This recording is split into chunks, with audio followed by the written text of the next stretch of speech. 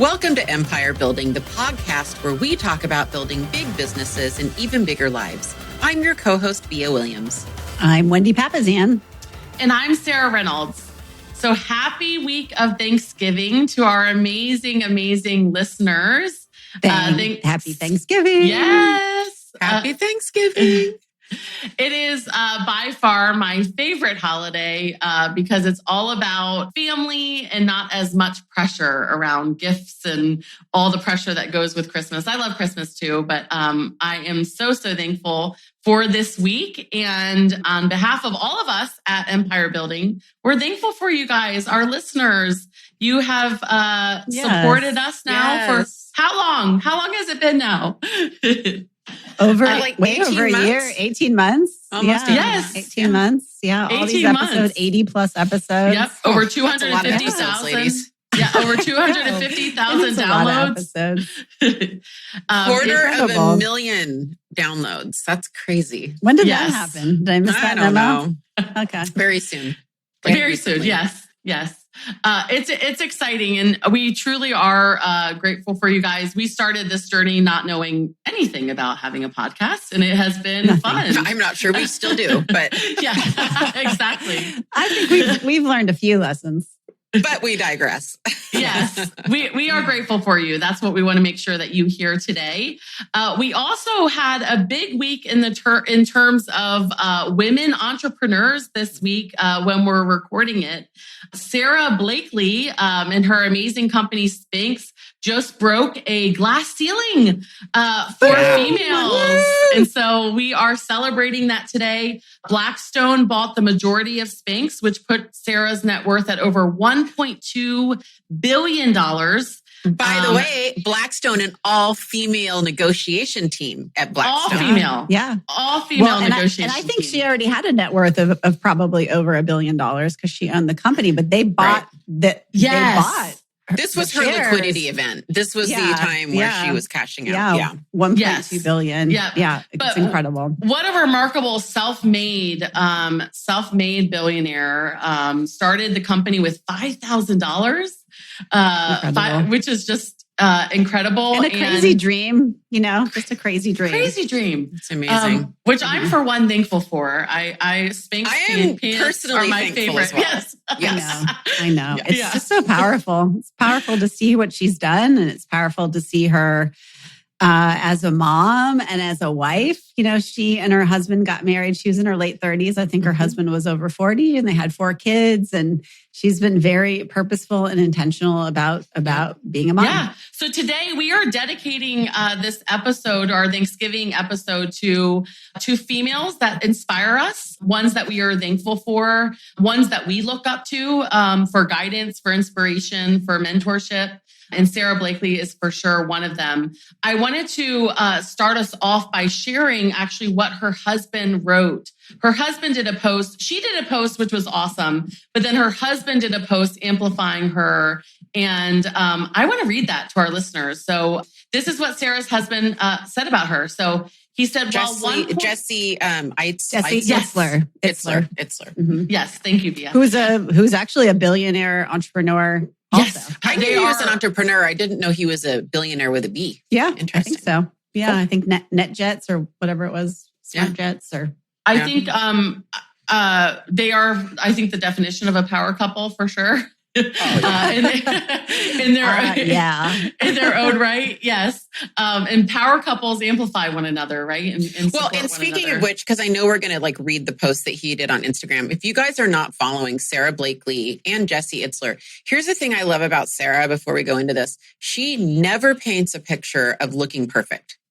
She celebrates the mess, and she celebrates that she is a hot mess. She is funny. She's irreverent. She's self-deprecating. That's what I love about her. This is the opposite of the Martha Stewart era. For those of you, my age range that grew up with this perfect, and even a lot of our Instagram perfection, I feel like that we are kind of faced with the influencers and the photo shoots. And she's the antithesis of that. And so I just celebrate that so much. Yes, absolutely. So true. So true.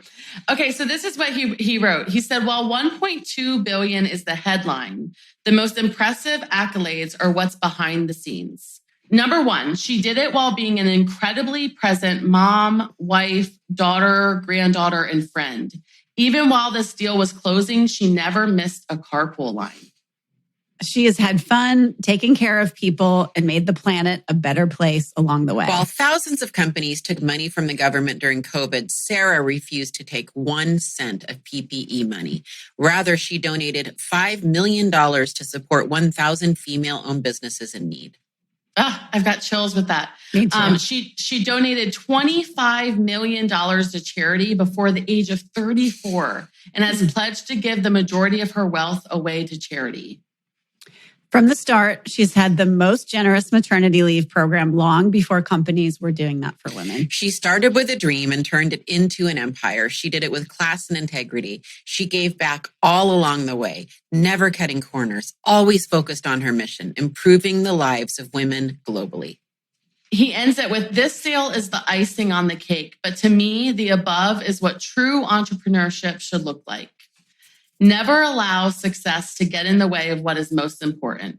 Simply put, Sara is one remarkable woman.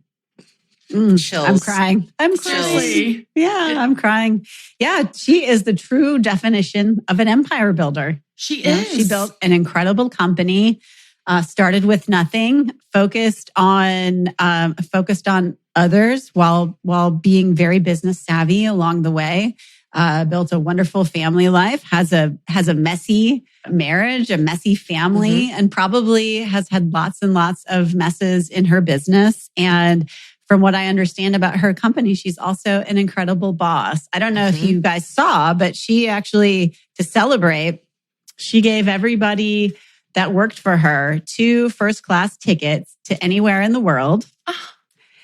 All of her employees, and $10,000 to go with That's it. amazing. I love that. Yeah. Oh my goodness. Isn't that incredible? Yeah. Oh, that's amazing. Every single person that works for her also benefited from the sale in an incredible way. And they were just showcasing everybody's, she's just making everybody's travel dreams come true in one fell swoop. So I love that. I love it. I think, on our podcast, we talk about building a big business, but an even bigger life, right?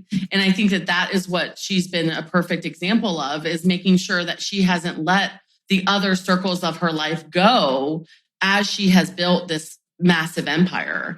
And I think, what a true Mm-hmm. inspiration. And we celebrate her today. I'm grateful for her. I learn a lot from her, even watching her on Shark Tank as a businesswoman, but then now seeing the perspective as a mom, as a wife, man, a true inspiration. So we are grateful for Sara Blakely this morning, today. Yes.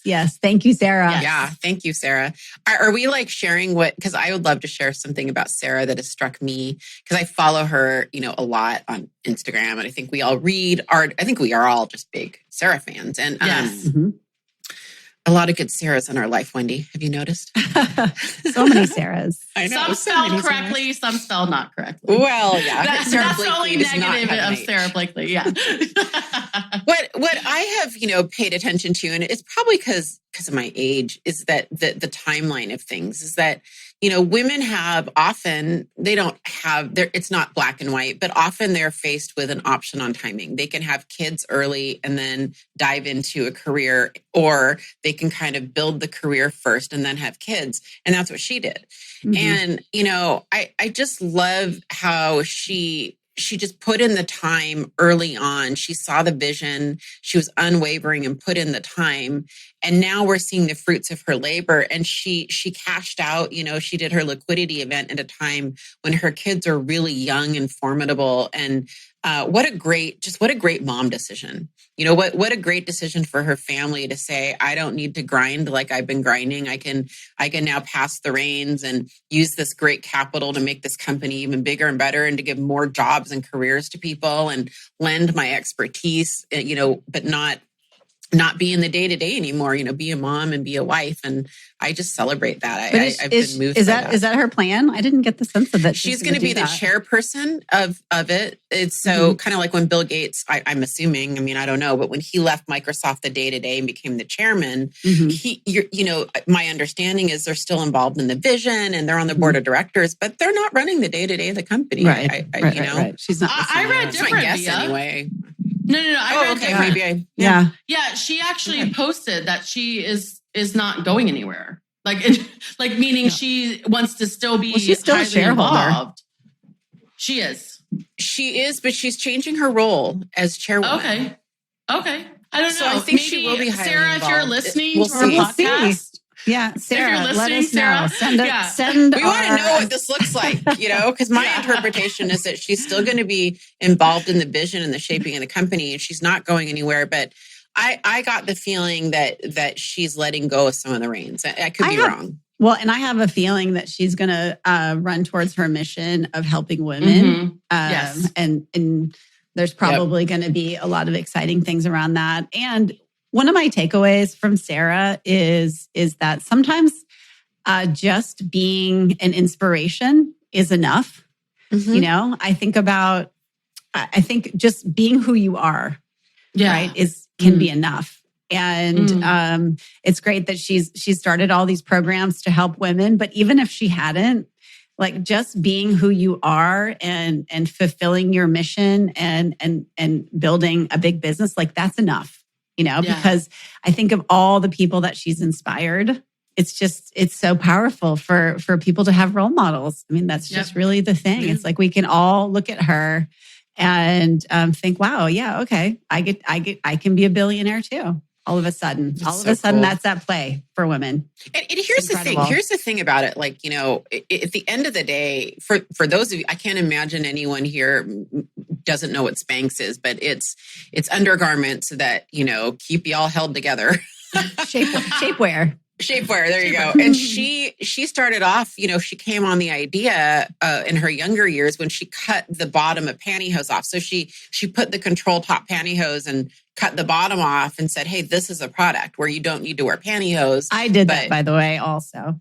Oh, you did? So you know. Yeah. Okay, I just you didn't share it with the rest of the world around it. I know. Well, that lesson is it's all about execution. But if you look at it, we get a little, awe-inspired and intimidated. All businesses is solving a problem. That's all it is. True. She just solved a problem. And the most simple problems are the best businesses. Totally. I mean, 100%. So that's all that was. Yeah. Well, it's like what do they say? You'd rather be aspirin than vitamins? Right? No, I've never heard that either. Yeah. That's so good. Yeah. Because you're solving a problem. You're correcting some pain. Yeah. You'd always rather be aspirin than vitamins. Oh, I love that. I love it too. Oh. Yeah, that's awesome. She also, and has turned it into, I don't know if you guys have tried on the clothes, but I'm like, I buy all the, I have some being delivered today, Sarah. Okay. I ordered some on the day of the thing, so they're getting delivered today. No, I love all of her pants, and it just Anyways, we're big fans. I ordered them because you and Kimber were telling me about it last time we were together at her Best Life event. You guys were like, you don't have Spanx jeans, so I ordered Spanx jeans. Well, and the reality is that so many businesses were started by men and continue to be run by men, and they don't address the concerns of women. Yeah. And shapewear is one of them. I think if anything positive, one of the positive things to come out of COVID is probably women just deciding like, I'm not going to wear these uncomfortable bras anymore. There's a whole line of comfortable bras that are coming out. And that's because for a long time, they were never designed by women. Yeah. And I think about the medical industry, so many medical studies are done with the majority being men, and women have different bodies. And so it's just like, it's really important for women to get into business because there's a huge market. Yeah. It's funny you should say that, Wendy. Our friend Sarita, her husband has worked at Nike for like 55 years. No, I'm kidding, like 20 years or something. And so I got to go to the employee store with her. And so I'm in there and I don't even know. Like he's not even 55. I'm kidding. But yeah, he might be just that. But he's probably 55. Anyway. So I'm in the Nike employee store and I'd never used Nike sports bras before. And I went a little cray-cray because it was 50% off and I needed some. So they were the best sports bras I've ever worn. I'm like, what? Like there's other brands. How did I not know about this? And I mentioned it to Sarita and to Bhupesh, her husband, and he goes, oh, they're designed by women. The sports bras that you bought are designed by women. Best sports bras I had ever tried on. And, I was like, wait, bras are not designed by women? Like, I had this whole like rabbit hole, like, what? How can a man design this? Like, and I realized not all bras are designed by women at all. It's crazy to me. Crazy. So if you have a solution to women's problems, we want to use Sara and us as inspiration to get out there and go for it. $5,000 and don't be Wendy. Execute. No, don't be Sara Blakely. Don't be Wendy. No. Well, let's talk about some other women that inspire us and that we are grateful for this week of Thanksgiving. And who wants to start us off? What other women inspire us? Well, I can start. A couple months ago, I went to Tulsa, Oklahoma, because we started an investment company there and we're buying up some homes there. And I have been watching this show for years called The Pioneer Woman by Ree Drummond. We have her cookbooks. We literally, the fried chicken, Pioneer Women's fried chicken, hands down the best fried chicken ever. Look up the recipe online. It's amazing. So the whole family kind of knows Pioneer Women because I like it. For me, watching a cooking show is relaxing because it's an instant gratification thing. I can watch like from raw ingredient to final product in, 30 minutes. It's just very gratifying for me, right? So it's kind of like my wind down time. So about an hour outside of Tulsa is the Pioneer Women's Farm, the Drummond Ranch, which they're the like top 10 largest landowners in the United States or something like that. Wow. And massive landowners. And their ranch goes all over into Kansas. And then they have other land. They're just this huge ranch. And so they have certain days that they open up the ranch to visit. So I got to go to Pawhuska, Oklahoma, and I went to her mercantile, had a great, great lunch there. And she features it in her show a lot and got to go to the store. And then we got to go to Did the you ranch. have the chicken? No, I didn't have the chicken actually. Oh, okay. Only because we make it all the time. I wanted to try something else. Got it. But we went to the ranch where she films a show and everything. What if you tried it and you were like, oh, so much better than what we make? So it's good. Well, that's why I didn't want to try it. Yeah, no, that's smart. Yeah. Sorry. I didn't want to ruin the moment for myself. Processing chicken here. Yeah. A little delayed reaction there. We're hungry. I know. Well, anyway, and I think what's cool about Ree, because I really do, admire her. I follow her and her family, is that she has 4 kids and I mean, it's all about them. She, and her family and her husband, and she's managed to create this empire around them and with them, not over them. So they're part of it. And from day one of her show, the kids are incorporated. Like if you watch the show, you've watched her kids grow up.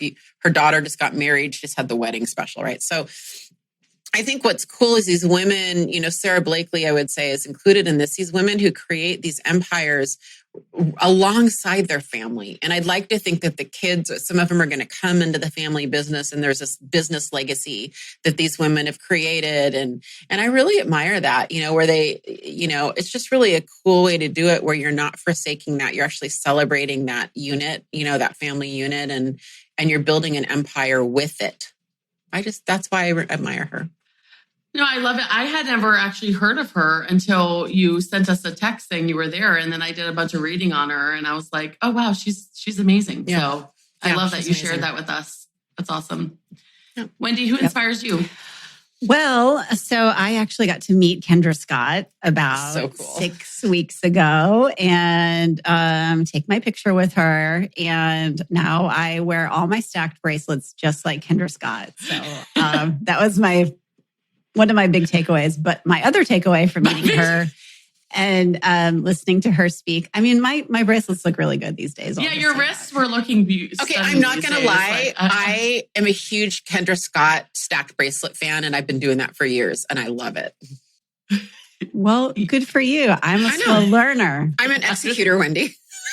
Yeah, there's a theme here. You guys, just really quick, Wendy is a massive executor, which is why this is so ironic. I just want everyone to know, this is pure fun. Okay. Well, I'm just running around with cut off pantyhose and stacked bracelets. I know you are. Over here. Yeah, I know. So I got to meet Kendra, and she actually spoke at a Keller Williams event. And some of my takeaways from her are very similar to the things that I love about Sara Blakely, which is she built her business from nothing. She was a single mom when she started. And the reason she started her business is she knew she had to take care of her kids. She built her business on giving back. So if you guys don't know Kendra, anytime you ask any one of her stores for a donation for anything charity-wise, she just says yes. It's always yes. And the packages come and they're beautifully packaged. It's very distinctive. And so really, since we've been in Texas the last 20 years, every charity event I've ever been to has had Kendra Scott jewelry at it. And that's how she's built her business is through philanthropy. She's also an incredible boss, incredible maternity leave. Her employees love her. She's got incredible retention. And she's just unabashedly herself. You know, she is self-deprecating. She's funny. She's points out her flaws in the conversation. And I think that's a lesson too for all of us is to really be yourself. You know, everybody else is taken. And if you're weird or quirky or whatever, like lean into your weirdness. Because that is your power. Okay. Next that I wanted to shine the light on. Can you guys hear me still? It looks like Oprah is also on our list. I mean, she's obviously number one female billionaire, right? I think she is the richest woman. I think she is. And I feel like, you know, on one hand, that too basic? Is that too obvious to put Oprah on the list? But we can't not put her on the list, in my opinion. Yeah. You know, we're all standing on her shoulders to a certain extent. Well, and especially, you know, as a somewhat older woman, she built her business in a day when it was just harder. It just was harder. You know, we're all standing on the shoulders of giants. And her background was extremely disadvantaged. She came from a lot of hardship. So, yeah, I agree. And, you know, I think that she never sold out. Like she ended her show when she wanted to end her show. She had guests that meant enough to her. She never, you know, went into that splashy, provocative talk show route that a lot of people went in. She said, no, this is going to be real. This is going to be stuff that matters to me. And she trusted her own voice, right? And I know she's empowered and employed and made a lot of millionaires herself in her world. Yeah. Well, also an incredible employer, from what I understand. Her people love her and incredibly generous. I mean, she's also given away probably millions and millions of dollars. And think about her iconic shows where she's giving away, you know, you've got a whatever, you've got a whatever, you've got a whatever. So yeah, so there's definitely a theme here. I love it. For sure. For me, a big one is Brené Brown. I'm sort of late to the Brené Brown train, I guess you should say. So am I a little bit. I started reading Dare to Lead maybe about 5 months ago, and it has had one of the biggest impacts on me as a book. And then I started researching her and learning more about Brené. She first sort of became known more in a male-oriented industry. So talking to our military, a lot of engineers, she would be the keynote speaker to large companies where about 80% of the audience were men. And a big thing that she talks about that is such an inspiration to me is just being vulnerable and taking our armor off and being who we are, right? Being our true self, but being vulnerability through leadership. And I think that is such a powerful topic. I know in my own leadership, it has been powerful when I've just been real with my people and let them know what I'm struggling with, what I'm going through, that they typically will surround me more, and it allows for more things to happen. And she has really been the leader in that and just an amazing author. Yeah. Well, I think she's tapping into a kind of changing of our consciousness around leadership. Because if you look at leadership, in the old days, you know, even as recently as 10 to 15 years ago, it's very, when you think of an org chart, right, where you've got the CEO at the top and you've got the vice presidents and then you've got middle managers and then you have everything else underneath. That's the old hierarchy of business. And what she's tapped into is this idea of as the internet has grown, right? And as young people understand that the world is really interconnected, it's not this hierarchy of I'm going to tell my boss and my boss is going to tell their boss and their boss is going to tell their boss. And that's how the idea filters to the top. It's really this idea that business is now a network, right? Just like some of these networks and platforms that we've seen. And she's really tapping into that. And women are so much better at that kind of collaborative leadership where they can suppress their egos. They're looking for input from this person, from this department. And I'm actually reading a really interesting book about this. As millennials are in their jobs, this idea of the hierarchy is gone. They're on their own Slack channels, solving problems. They're fixing things. And so this whole idea of top-down leadership is literally disappearing before our eyes. And she was really on the forefront of that. Yeah, she is. What book are you reading on that, Wendy? I knew you were going to ask me that. I actually got it. So when Jay was speaking in New York at TriNet, he was one of the speakers. And it's super interesting. Yeah. Well, the only reason I ask is I haven't heard that before and I'm fascinated by it because it resonates with me because that's actually kind of what's happening in our company is we enter a new phase, trying to understand org charts. I would love to read that. So the other, that's what my kids are doing. It's just so collaborative. It's just it's very different. I love it. The other big thing that I have learned from Brené, she has helped me more than any author and or leader in this one thing. So a big part of a leader's job is to provide clarity. And I would say that I'm not super naturally good at providing clarity. Like I have it in my head.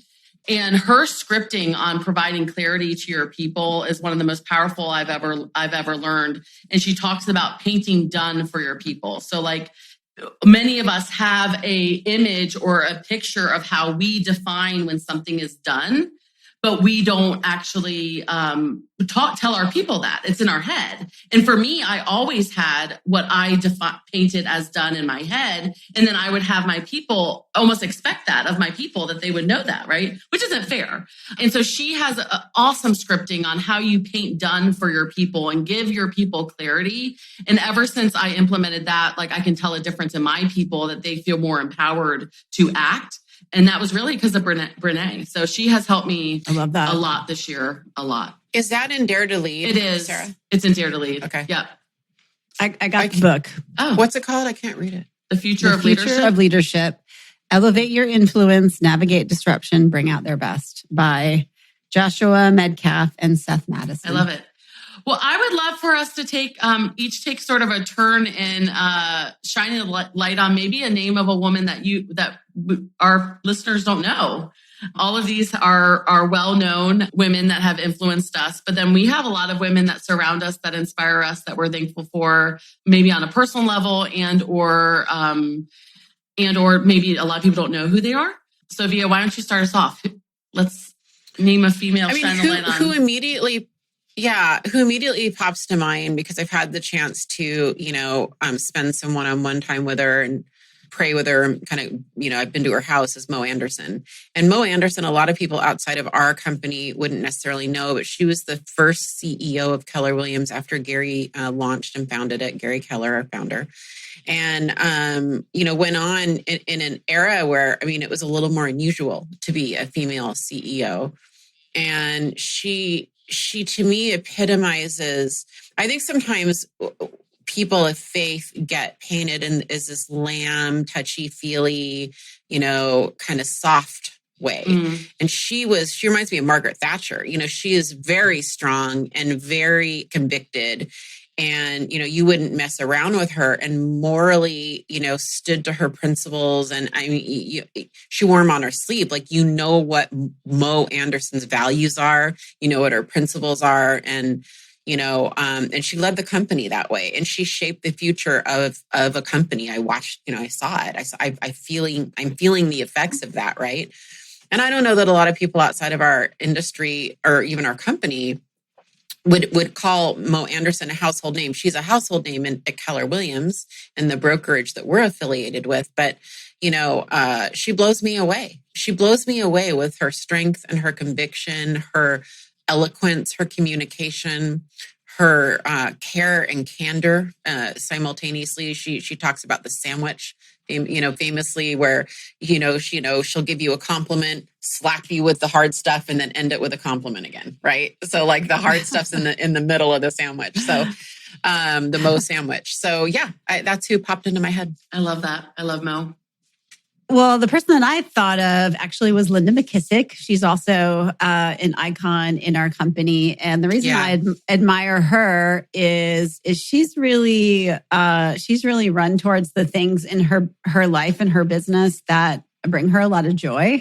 And she had a real estate team. She I think a family member took it over, but we got a chance to stay with them at their beautiful house. A profit share build is what she calls it. And I'm an early bird, and I woke up at, early. And she was already awake and taking a class online at like 5:15 in the morning. And I just thought, here is a woman who is rich beyond measure, who wakes up every day and does what she loves. And she's never stopped learning, never stopped growing, never rested on her laurels. And I don't know, just that moment was really inspiring to me because, we're all rich beyond measure, really, in a global sense. Yeah. But to stop learning and growing is to stop doing hard things, that's dying, basically. So I love it. I'm going to sort of break the rules here, but I wanted to really amplify my co-host Via. What? Okay, I got to spend... I knew it wouldn't be me because it's been be mean to Wendy. No, I'm blown away right now. No, I had the opportunity to spend a special time with Via and one of her kids, Aiden. She's a mom of 3, and I'm going to cry, I'm sure, when I'm talking about this. But I got to spend time with her and Aiden. Well, I'm crying too, but for a different reason. Oh, I'm sorry, Wendy. No, I'm just kidding. It's when we get to spend time with, my kids are younger. So I have an 8-year-old, 6-year-old, and a 2-year-old, and I'm in it with the young kids, right? And being able to be around Via and her about to go to college son, who she raised, right? And hear what he had to say about her. They spoke at an event, and I got to hear through the grapevine from my people at the event about what Aiden said about his mom. And the work ethic that she's taught him, just how he views her hard work and what she has poured into him as a recovering workaholic, semi still struggling with it, to be able to watch your kids become more adults, and then what they say about her and her influence on them was just really powerful. And, a lot of times being a working mom and building what she's built, being an entrepreneur and all the things that she's built, but then also seeing your kids speak so highly of you, doesn't always get to happen. And it's been amazing. It inspired me to keep going with my kids. Like when I'm in the hard of this young raising children, being able to see that from the perspective of Aiden. And so I wanted to shine the light on Via. You're an amazing mom, amazing businesswoman. You are an amazing mom. An amazing friend. So yes, you're incredible. Okay, guys. I can't talk. Just thank you because I'm crying. No, it was beautiful, beautiful to see. But honestly, thank you to our listeners. Happy Thanksgiving. So many women inspire us. We could go on and on for hours on this topic. But we are so grateful for everyone. Yes. So have a happy Thanksgiving. So happy Thanksgiving. When you're setting out for the end of the year, be thinking about how to have a big business, but an even bigger life. Don't let your life go. But let's follow these women footsteps and make sure that we're leading a big life in addition to our big businesses. So happy Thanksgiving and happy Thanksgiving, everyone. Bye. Thanks for listening to Empire Building. If If you like what you heard, join our tribe by subscribing on your favorite podcast platform and help us spread the word by leaving a 5-star rating and review. Until next time, wishing you a life worth living. And remember, you are an empire builder.